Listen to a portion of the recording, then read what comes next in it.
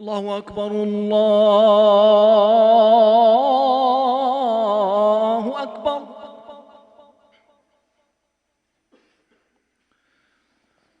الله أكبر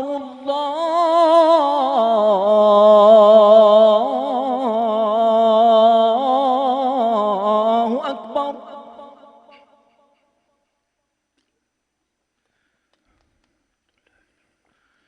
أشهد أن لا إله إلا الله.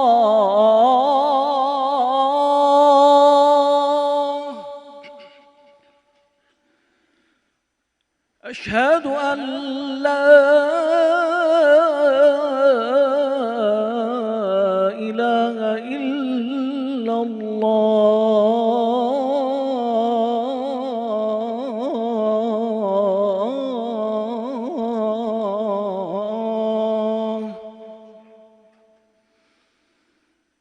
أشهد أن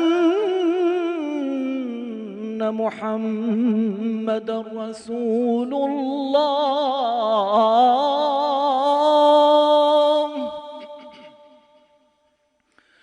أشهد أن محمدًا رسول الله.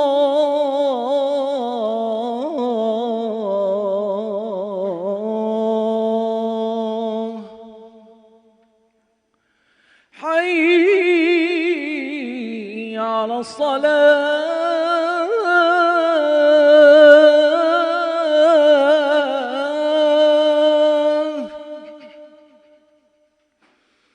حي على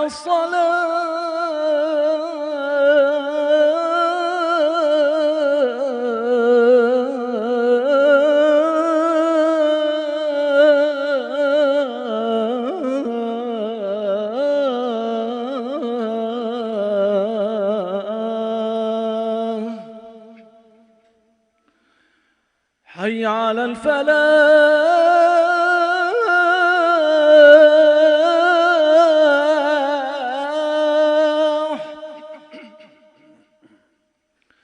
حي على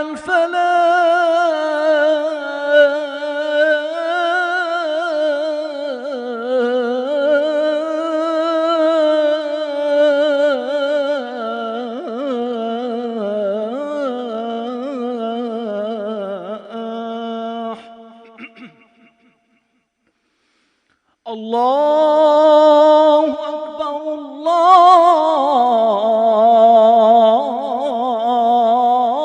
الله أكبر. لا إله إلا الله.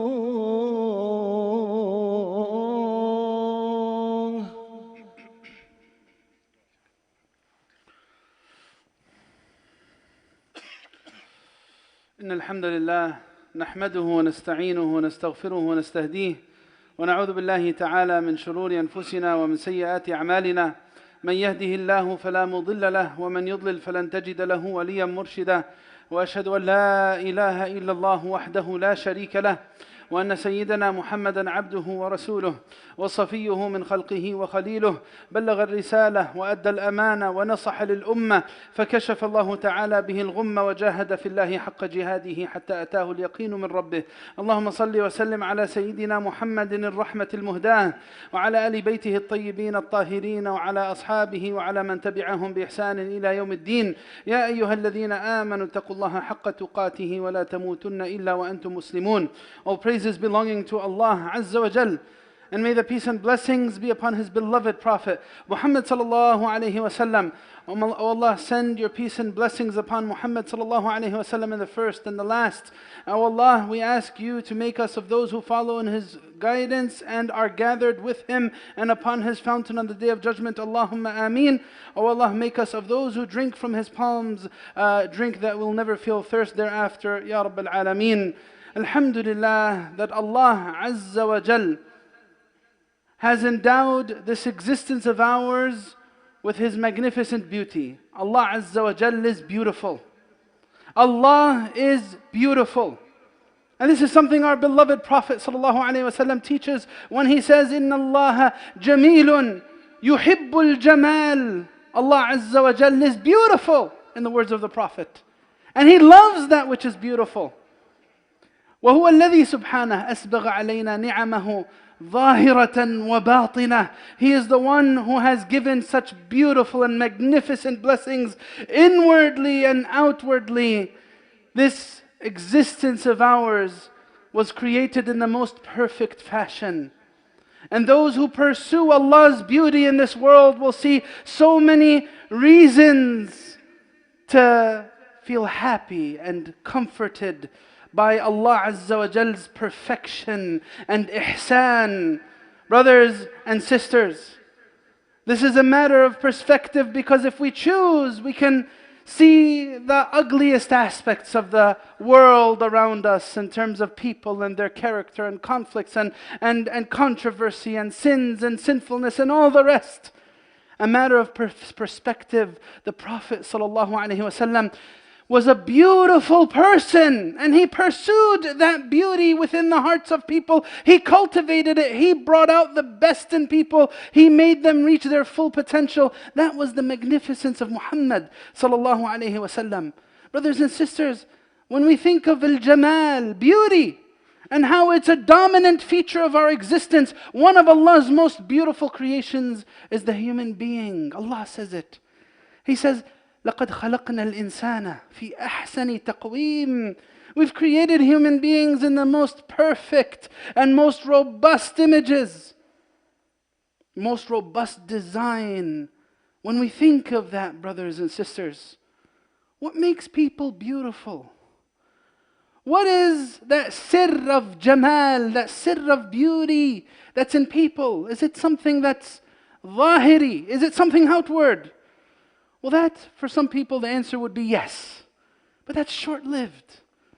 Al-jamal al-haqiqi is that jamal that's inward, and that's why Allah says, وَلَا تَمُدَّنَّ عَيْنَيْكَ إِلَى مَا مَتَّعْنَا بِهِ أَزْوَاجًا مِّنْهُمْ زَهْرَةَ الْحَيَاةِ الدُّنْيَا لِنَفْتِنَهُمْ فِيهِ. Don't look with your eyes at those material things, those outward things that we've given people.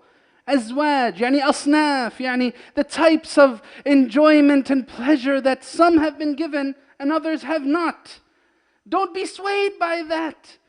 That's zahrat al-hayat al-dunya, the flower of this world. But in actuality, if beauty is perceived outwardly, then it'll be something that is so shallow that even the person nearest to someone who has a beautiful image, if that person's character is very ugly on the inside, they'll not be able to see past their ugliness of character. Brothers and sisters, why this? When we think of that humanity, the beauty of humanity that Allah Azza wa Jal created, and the uniqueness of every one of us, every single one of us, such a diverse bunch, between someone who's been given wealth and power, another who's been given disadvantage in their wealth and has come to this khutbah thinking, how am I going to make my next payment, my rent? How am I going to pay my rent? And that person who's been given health and afiyah and well-being, and that other person who's thinking of taking his medication after he has dinner today, or else something's going to go wrong, or that appointment that he has in the next few days with the doctor, wondering what the doctor will say. Such a diverse reality that Allah Azza wa Jal created among human beings. And when we observe that, and we think about it, and we think about the realities and circumstances of life, sometimes people could get caught up in the tragic circumstances of life and not see that beauty.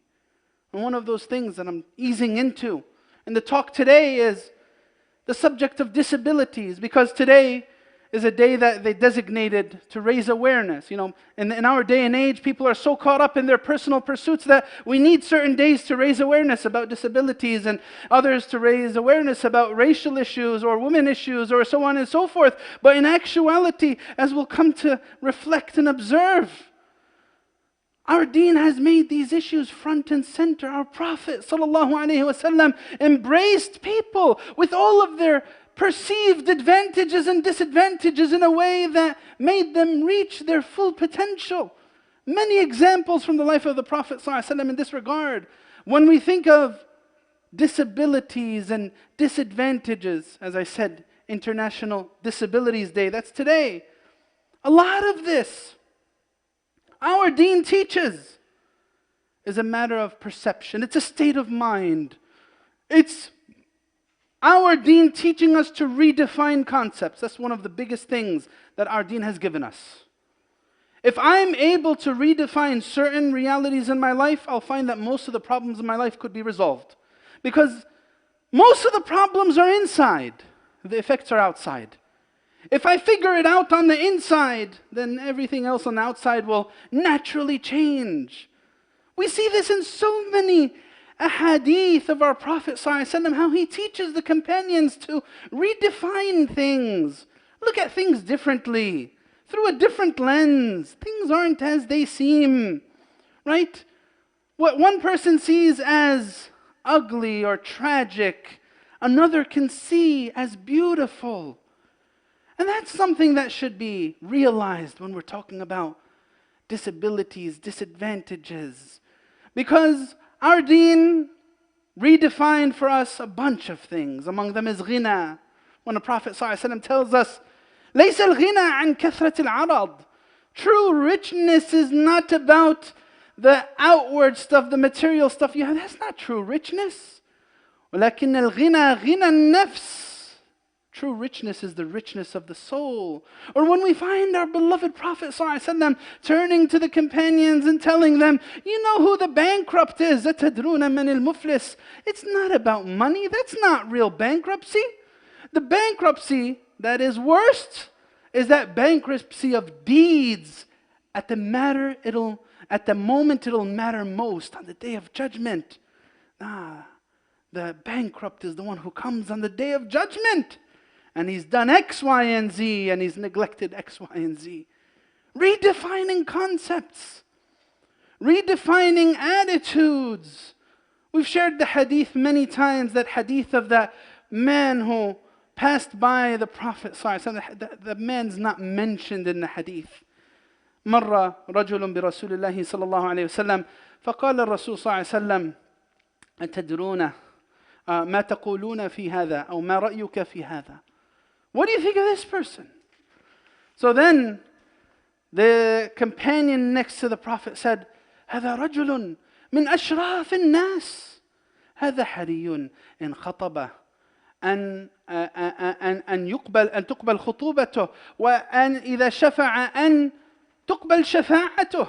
This is a man who, if he comes asking for your daughter, you accept, you don't reject.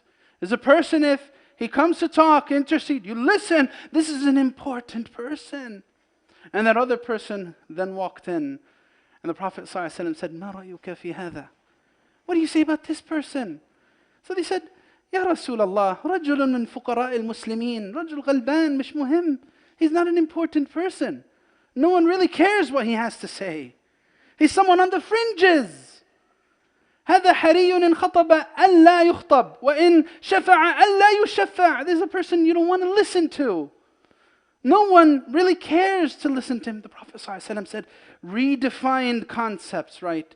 He said, هذا خير من ملء الأرض من ذاك. This person is better the weight of the world than that other person. Brothers and sisters, the subject of disabilities, disadvantages. What makes a person beautiful? What is a disability? We've said recently in some khutab that ajz is a state of mind. It's the Islamic conceptualization of it. You'll find that sometimes someone might be in their 60s, 70s, frail, old, limited in their capacity, but you'll find them such hard-working, achieving individuals, and you'll find someone in their 20s, in their prime, and no job, no school, no ambition. They're just sitting, wasting away their days, utterly disabled. Sometimes someone is fully able, but they're utterly disabled. And sometimes someone is limited, and you'll find that they're able to persevere to the highest levels. This is something that our deen, our Prophet ﷺ taught us, brothers and sisters. The Prophet ﷺ, part of his magnificence was he didn't allow people to just sit on the fringes. No, even if they have disadvantage, he wanted them front and center. The Prophet ﷺ, for the example of Amr ibn al-Jamuh, teaches us a lot. Someone like Amr ibn al-Jamuh, is he someone who is disabled? Someone who has a disability? Well, in terms of technicalities, you might say yes, he was a companion with a limp, a companion who had difficulty moving. He was not very mobile, but he had a heart of gold. He wanted to go out with the Prophet in Uhud. And his children got in his way and they said, "What are you doing? You're an old man and you could hardly move. You want to go out in the battle in Uhud?" So then he came to the Prophet ﷺ and he said, "Inna baniya yuriduna an yamna'uni min khuruji ma'ak."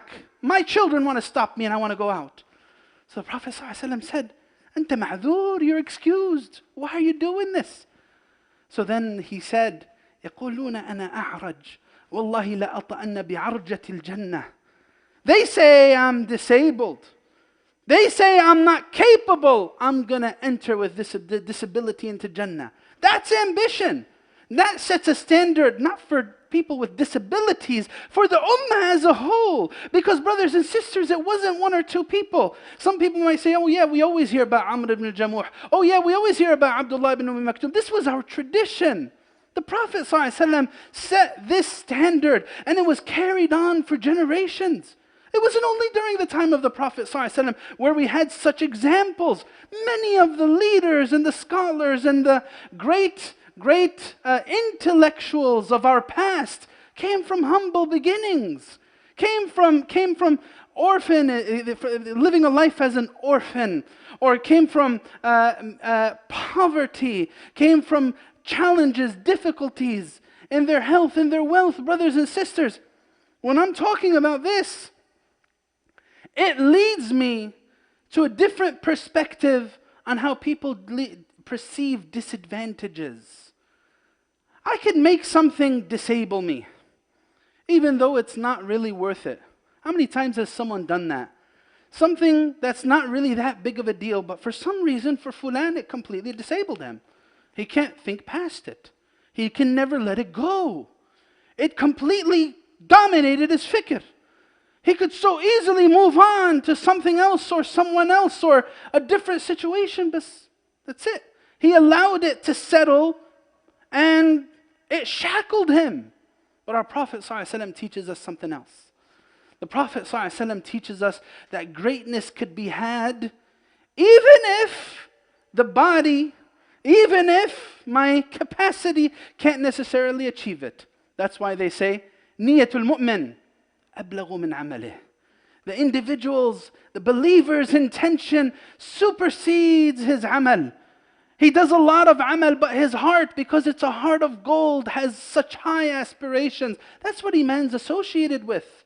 If I find myself down and depressed and weak and just allowing myself to waste away time and days on end, then I should realize that the shaitan has gotten to me. I've allowed certain aspects to weaken from what iman should actually do to me.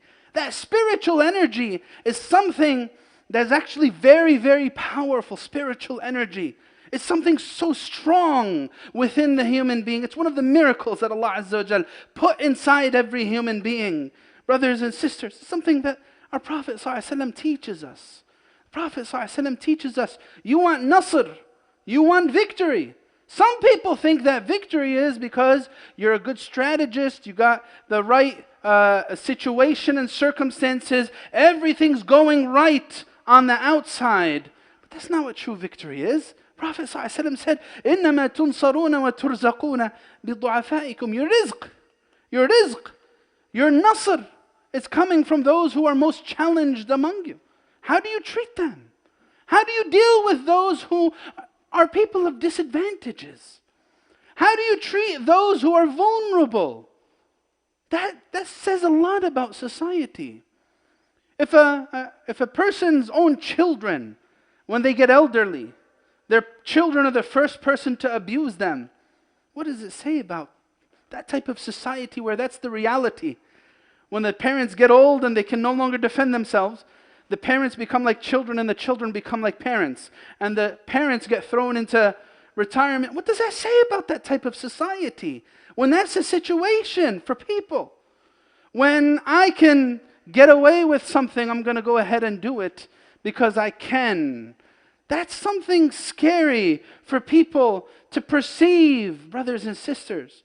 Brothers and sisters, when we think about the Prophet ﷺ and how he pushed people's standards, how he brought out that spiritual energy from within them, look at what he says to Abdullah ibn Maktoum. Abdullah ibn Maktoum comes to the Prophet ﷺ and he says to him, Ya Rasulullah, I don't have someone to take me to Fajr and it's dark. And, of course, Abdullah ibn Maktoum was a blind companion. So the Prophet ﷺ didn't want low standards for Ibn Maktoum because he knew who he was. He said to him, do you hear the call? Tasma'un nida? He said, yes. So the Prophet ﷺ said, Ajib. Figure it out. I'm not going to give you an excuse. Whereas people, sometimes they're fully capable. And they know deep down inside if they wanted to follow what is halal and tayyib, they can. But if they find someone to give them a blessing that they perceive as a blessing, a scapegoat, a way to just avoid it all and get what their hawa and the desires wants. Yes, I could get someone to give me fatwa. This is halal and okay. I'll run with it. Yeah. Ibn Maktoum was held to a higher standard. That's who the Prophet ﷺ was. When that woman came to him and said, she complained to the Prophet, she said, "Oh Prophet of Allah, I just wanted to stop." You know what, some people, they go through things that they wish could stop. It doesn't stop. They have certain conditions, illnesses. They're dealing with certain things that break their hearts. It really puts a test, takes a toll on them. So she came to the Prophet ﷺ and she said to the Prophet, Ya Rasulullah, inni usra' fad'u Allah alla usra'. I want it all to stop. I have epilepsy. I get seizures. I want it to stop. I don't want to deal with this anymore. So then the Prophet ﷺ tells her, if you want, it'll all come to an end. I'll make dua for you and it'll all go away. Or if you want, be patient and it'll be your ticket to Jannah. My ticket to Jannah? That's a new perspective on disadvantages. That's a new perspective on challenges. Challenges could either make people or they could allow those challenges to break them. It's a choice. Challenges in themselves don't make or break. The human being chooses whether I want this challenge to make me or break me. This woman was told by the Prophet ﷺ, your circumstance is a circumstance that will lead you to Jannah. Sometimes people are in those types of situations in their lives. Allah gave you a reason that will lead you to Jannah. Do you want it? Or do you want to do you want the easy way out? So she said, okay, that's a different perspective. Please make dua that I at least don't get exposed when the seizures happen, because I have no control over my body and it's so humiliating that people, it's humiliating. Sometimes people that have to go to the doctors regularly in hospitals, surgeries and so on and so forth, their body is exposed to other people. People do whatever they want, poke them and take off their clothes. It's humiliating. If you're in afiyah and well-being and you don't have to deal with this, then ihmadillah ala al-afiyah. Thank Allah for that afiyah and make sure you preserve it. And make sure you honor the people of bala. Make sure you honor people that are going through immense tests. This is what our Prophet ﷺ teaches us. So she said this to the Prophet, and the Prophet ﷺ said, I'll make that dua for you. He made dua for her. And that element of her body being exposed went away. It didn't come back to her. Brothers and sisters, my disadvantages, or what I think is a disadvantage, what is it doing to me? When I'm thinking of disabilities and people with challenges, how am I perceiving that? Some people, When they see that, they see the beauty in it. And other people, when they see that, it leads to them certain doubts. God's not fair. Why? Life's not fair. What did this person do to deserve this? It's not fair. This person's a good person.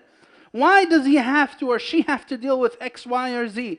But some people, when they see this, they see Allah Azza wa Jal's manifest beauty in that. The beauty of this person's heart. How many people have eyes, have ears, but are utterly ruined because of how they use their eyes and how they use their ears? لهم قلوب لا يفقهون بها ولهم أعين لا يبصرون بها ولهم آذان لا يسمعون بها. Who's the one that's really tested? That's the question. Who's the one that's at a real disadvantage? That's the question. Sometimes you'll find the person of bala, the person of trial and affliction, the most pleasant of heart. And you'll find that person who's capable and able and functioning, that person, you'll find him caught up in a facade of power. Yes, I am like this and I can do that and I have this and so on and so forth. And miskeen, then the trial comes and bursts his bubble and everything changes and he realizes that all of that was fake. All of that was temporary. That's why sometimes one of the best things that a person could do is go by Ahlul Bala. Go by a person that Allah afflicted. You might find Allah Azza wa Jal by al-munkasirati qulubuhum, those whom their hearts are broken because of their wrongdoing. They have a heart full of regret. I did a lot. They have a realization, man, I've done a lot and I've done a lot of wrong things and I'm so regretful for my decisions. Sometimes you might find that by someone who's been afflicted by a lot of tests in their health and in their family, and you might find their hearts humbled. It's very spiritually empowering. What's a disability? When you start looking at it like this, it completely shifts the perspective. That some people, they have what we call a problem of evil. They have a difficulty understanding how Allah exists and evil things can happen in the world. When you start looking at it like this, it changes your perspectives. Because sometimes ugliness brings out beauty. Sometimes trial brings out the best of humanity. So if someone wants everything good and smooth and easy, that's someone who doesn't realize what makes human beings unique and special. Brothers and sisters, this is our perspective on disabilities. This is how we embrace it. We ask Allah Azza wa Jal to make us a people who embrace His beauty that He put in all of His creation. Inna Allah Jameel, Allah is beautiful. And Allah filled this creation with beauty, and those whom have hearts that are beautiful can see that beauty. I ask Allah to make us among them. Allahumma ameen, ud'u Allah wa antum muqinuna bil ijaba.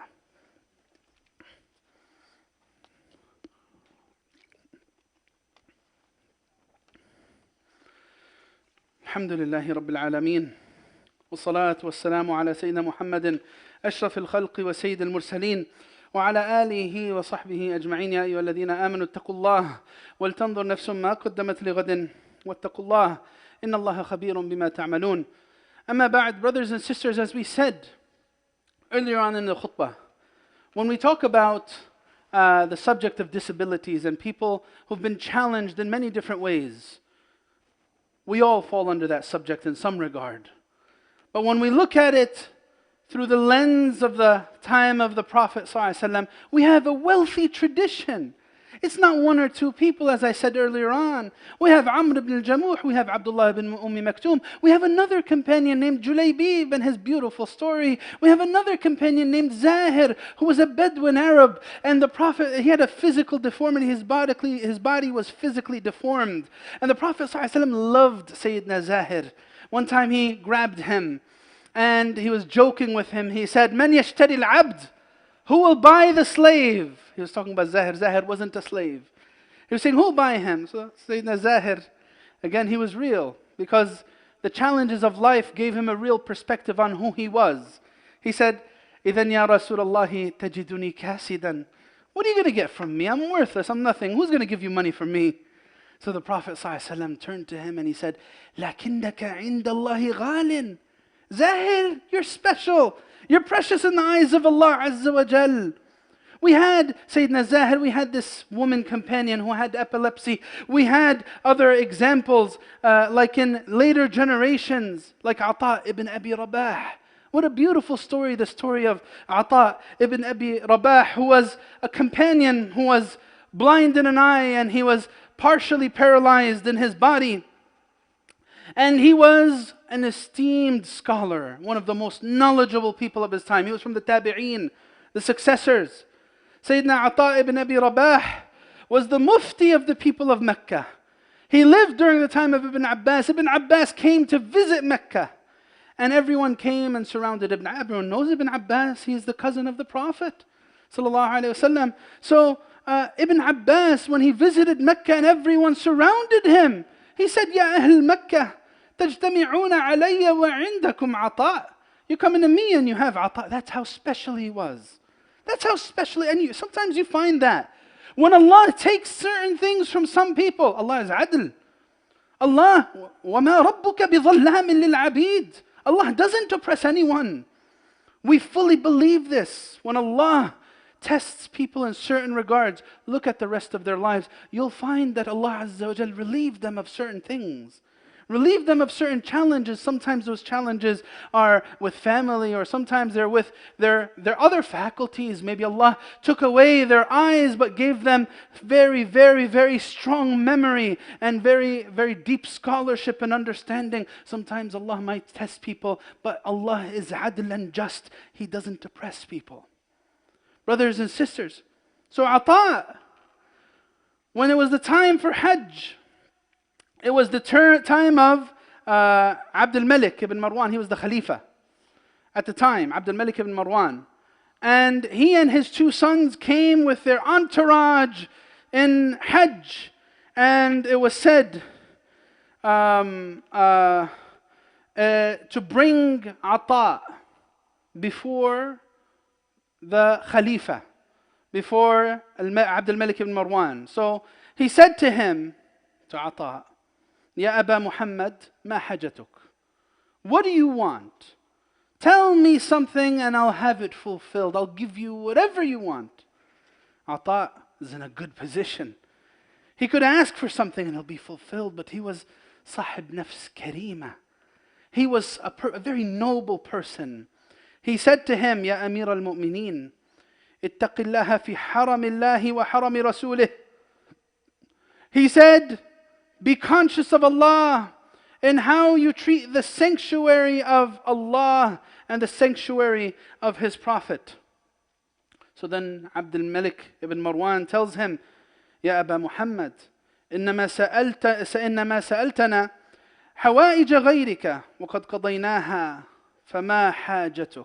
Okay, I'll fulfill this. I'll take care of whatever you mentioned.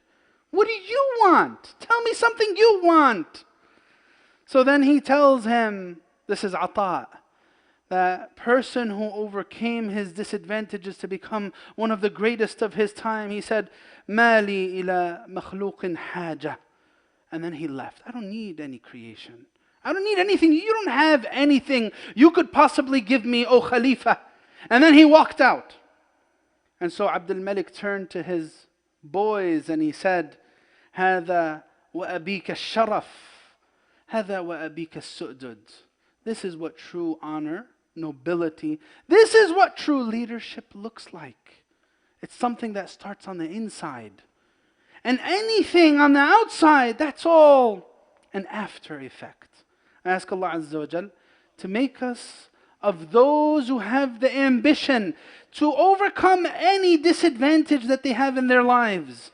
The ambition and the iman that's needed to overcome the challenges and struggles of this dunya. I ask Allah Azza wa Jal to make us of those who honor Allah, or those whom Allah tested, who honor people of disabilities, who facilitate for them their affairs, who are in service of people that are vulnerable and needy. I ask Allah Azza wa Jal to make us a people who recognize the beauty in Allah's creation and doing, and who have that beauty manifested just in their behavior. Allahumma ameen, Allahumma ameen, Allahumma ighfir lana warhamna wa'afina wa'fu anna wa tajawaz an sayyi'atina. Allahumma ighfir li saghirina wa kabirina wa hayyina wa mayyitina wa dhakarina wa unthana wa shahidina wa ghaibina. Allahumma man ahyaytahu minna fahyi 'ala al-iman wa man amattahu minna famithu 'ala al-islam.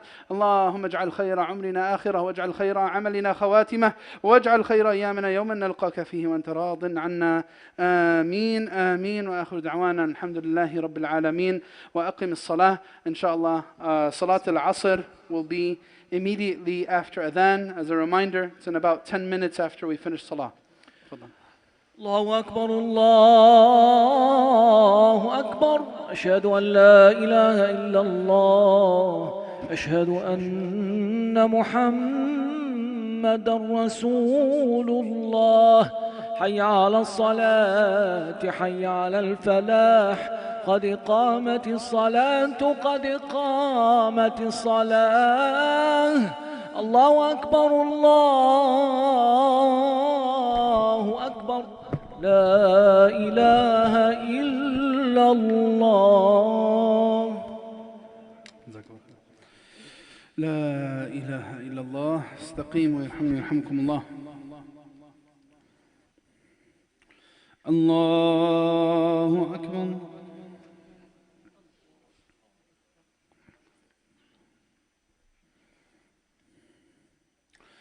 بسم الله الرحمن الرحيم الحمد لله رب العالمين الرحمن الرحيم مالك يوم الدين إياك نعبد وإياك نستعين اهدنا الصراط المستقيم صراط الذين أنعمت عليهم غير المغضوب عليهم ولا الضالين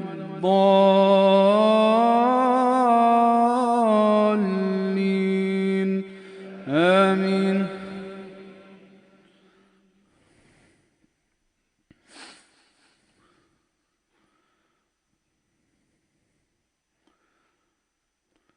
بسم الله الرحمن الرحيم والعاديات ضبحا فالموريات قدحا فالمغيرات صبحا فأثرن به نقعا فوسطن به جمعا إن الإنسان لربه لكنود وإنه على ذلك لشهيد وإنه لحب الخير لشديد أفلا يعلم إذا بعثر ما في القبور وحصل ما في الصدور إن ربهم بهم يومئذ لخبير. الله أكبر.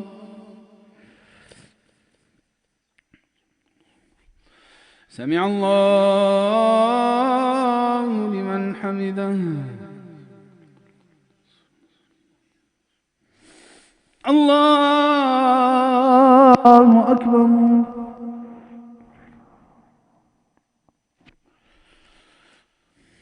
الله أكبر.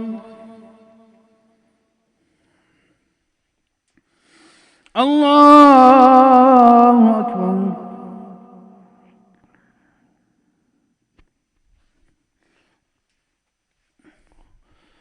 الله أكبر.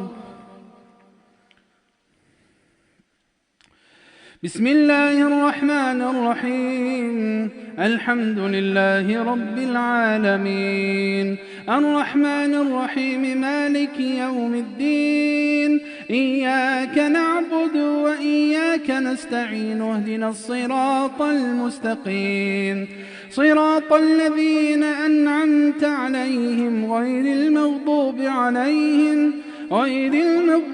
عليهم ولا الضالين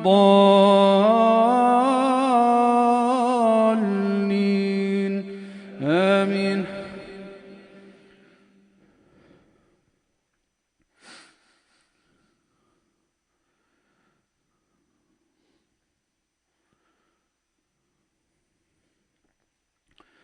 بسم الله الرحمن الرحيم أرأيت الذي يكذب بالدين فذلك الذي يدع اليتيم ولا يحض على طعام المسكين فويل للمصلين الذين هم عن صلاتهم ساهون الذين هم يراءون ويمنعون الماعون. الله أكبر.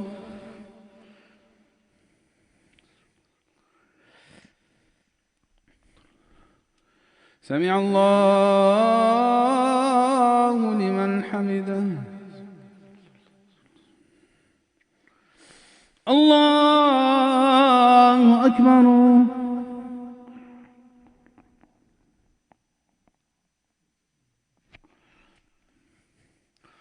الله أكبر.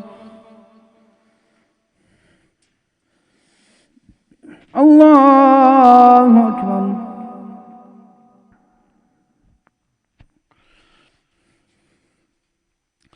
الله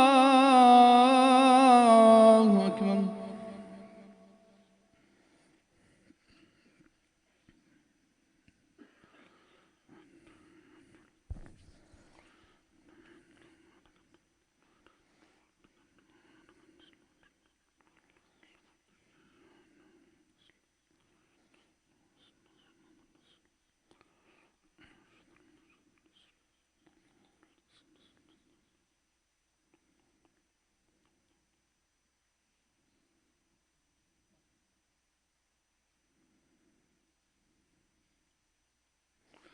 السلام عليكم ورحمة الله. السلام عليكم ورحمة الله.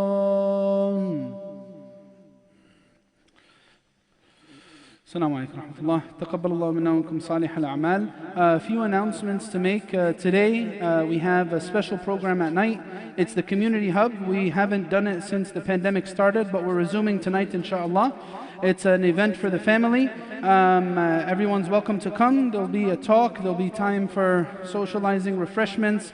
Bring your family. If you have kids, you can bring them along with you. We're going to be talking about the importance of human interaction, connecting with people, having good people around you, a support system, and so on and so forth, inshallah. So it's going to be tonight at 7 p.m. Also, we have this month the annual fundraiser for ICPC, and it's going to be to pay off the last payment of this masjid, inshallah.